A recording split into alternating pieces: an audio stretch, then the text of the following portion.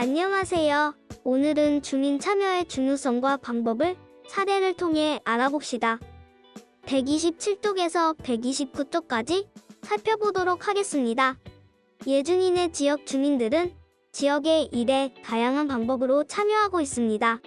지역 문제를 해결하는 과정에 주민들이 참여해야 하는 까닭은 무엇일까요? 교과서 127쪽에 그 이유 4가지가 제시되어 있습니다.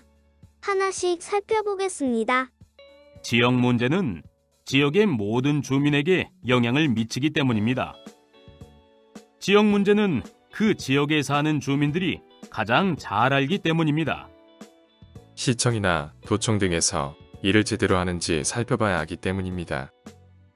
주민들의 의견을 정책에 반영하기 위해서입니다. 이러한 이유들 때문에 지역의 문제를 해결하기 위해서는 지역 주민들이 꼭 참여를 해야 한다고 해요. 이렇게 지역 문제를 해결하는 과정에서 지역 주민이 중심이 되어 참여하는 것을 주민 참여라고 합니다. 지역의 일은 지역 주민들이 더 잘 알고 또 직접 생활에 영향을 주기 때문에 지역 문제 해결을 위해서는 주민 참여가 꼭 필요하답니다. 그렇다면 지역 주민들이 지역의 다양한 일에 자신의 의견을 반영할 수 있는 방법을 살펴보도록 하겠습니다. 우선 첫 번째, 공청회에 참여하기입니다. 여기에서 공청회란 정책을 결정하기 전에 다양한 의견을 듣는 공개회의를 이야기합니다.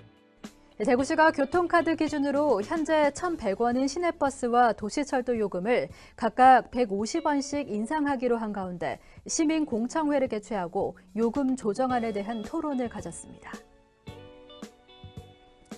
지난 14일 열린 공청회를 통해 시민단체는 요금 인상이 서비스 개선으로 이어질지 의문이고 시가 대중교통 정책 실패를 시민들에게 떠넘기고 있다고 반발하며 대구시가 요금 인상이 아닌 대중교통 혁신 방안을 제시하는 것이 먼저라며 요금 인상에 대해 반대 입장을 주장했습니다. 두 번째, 주민회의에 참여하기입니다. 2030 수원도시계획 시민계획단은 전문가, 주민, 기업가, 자영업자, 사회적 약자, 학생 등 120명으로 구성됐다. 지금 수원 같은 경우는 마을 만들기라든가 르네상스 사업도 굉장히 마을마다 잘 되고 있고 거기서 또 주민들 스스로 일어나서 또 활동하고자 하는 분들이 많아요. 지방자치라는 게 이런 어떤 텃밭을 시민들이 활동할 수 있는 밑바탕을 만들어줘서 아, 지방자치라는 게 이런 거구나. 정말 필요하구나라는 거를 많이 깨달았죠. 그렇게 시민들의 힘으로 만든 2030년 수원도시 기본계획은 지난해 1월 경기도의 최종 승인을 받았다.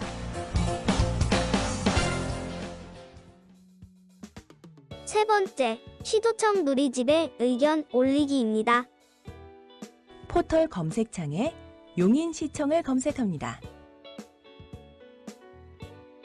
검색창에서 용인시청 홈페이지를 찾아 클릭합니다. 상단에 있는 전체 메뉴에서 민원 안내를 찾아 클릭합니다. 민원 안내의 하위 메뉴에서 민원 신청을 찾아 클릭합니다.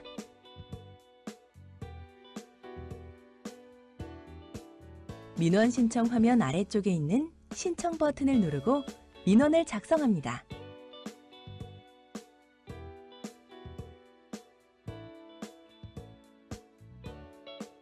네 번째, 서명 운동하기입니다. 연간 50만 명이 찾던 부산의 한 종합병원이 지난 7월 파산하면서 의료 공백을 우려하며 대책 마련을 촉구하는 목소리가 나옵니다.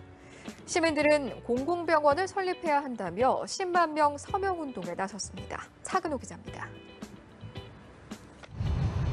66년간 운영되던 부산 침례병원이 경영난으로 지난 7월 폐업했습니다. 연간 50만 명이 이용하던 곳으로 부산 금정구 지역의 유일한 종합병원이었습니다. 주민들과 시민단체는 갑자기 사라진 대형병원의 지역 의료 공백을 우려하고 있습니다. 금정구에 유일하게 있는 응급센터가 없어졌다는 것인데 이거는 지역사회의 의료 공백이 커졌다는 의미를 두고 있습니다. 시민단체와 노조는 침례병원을 공공의료기관으로 되살려야 한다고 주장합니다. 부산 지역 공공병상은 전국 평균에도 못 미치는 상황. 빈약한 공공의료 체계를 이 기회에 보완해야 한다고 주장합니다. 공공병원으로 취약한 부산의 공공의료 체계를 강화하자 하는 방안으로 시민단체는 10만 명의 서명운동을 진행한 뒤 정부에 건의할 방침입니다. 연합뉴스 차근호입니다.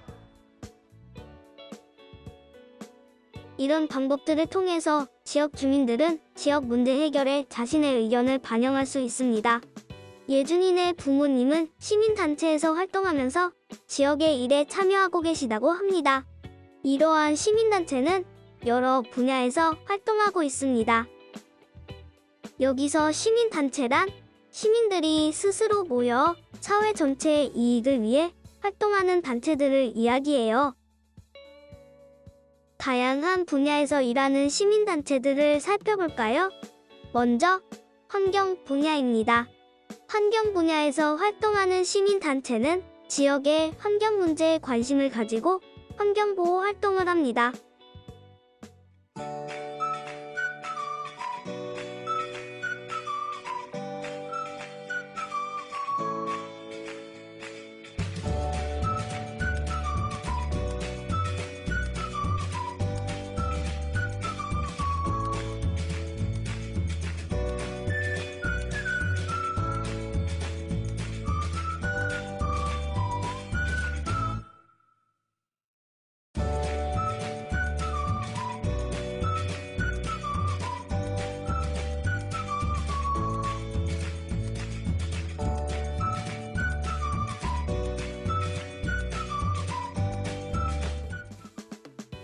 경제 분야에서 활동하는 시민단체는 지역의 경제 정책을 살피고 문제점이 있으면 해결 방안을 마련합니다.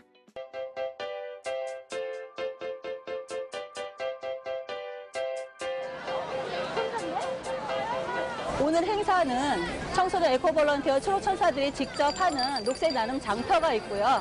집에서 그냥 버려질 수 있는 건전지 수거함 만드는 게 있었고, 아이들 자가발전 자전거가 있습니다.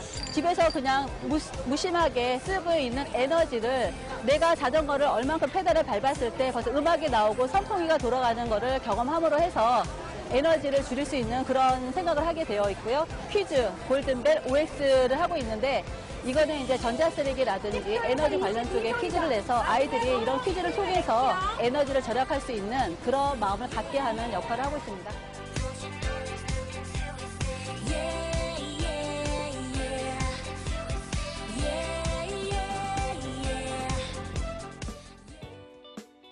교육 분야에서 활동하는 시민단체는 지역의 교육 문제에 관심을 가지고 교육 문제를 해결하고자 노력합니다. 선행교육과 선행학습을 규제하기 위한 특별법이 국회에 발의됐습니다.